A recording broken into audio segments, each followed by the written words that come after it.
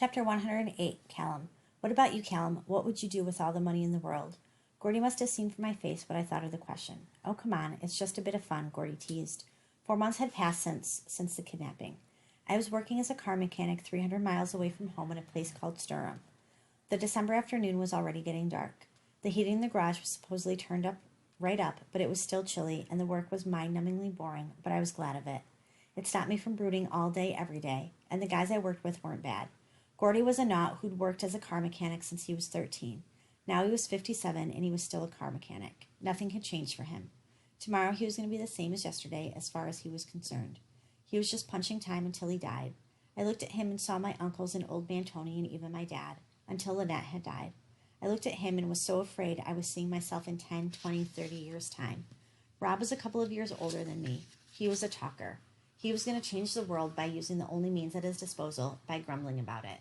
I'd only been working here for 3 weeks, and already I'd had to hide my fist behind my back and go and sit in the toilets for a good 10 minutes to stop myself swinging for him. He drove me nuts.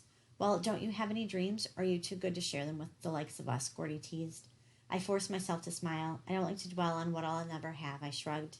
You never know, Rob said inanely. So what would you do? Gordy urged.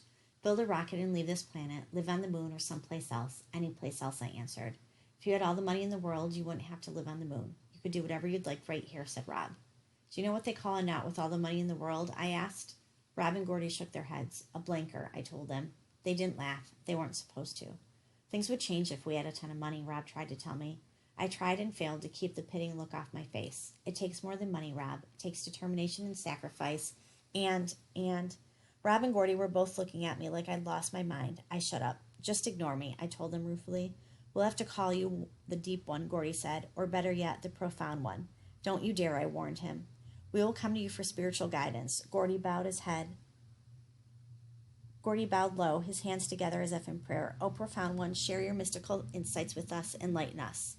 If you three can't be bothered to get on with your work, there are hundreds of others out there who'd only be too happy to take your jobs. Snakeskin emerged from his office to holler at us.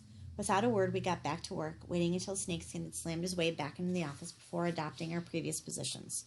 What a horse's ass, Rob sniffed. There's a lot about it, I said. Amen to that, Gordy agreed.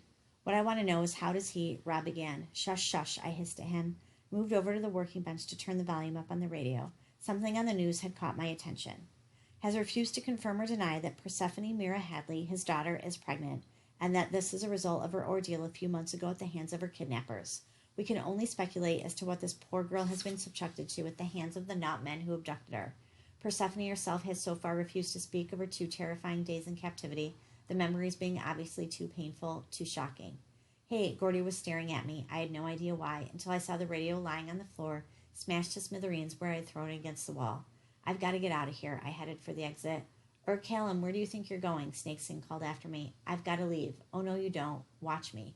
If you go out that door, don't bother to come back. I carried on walking.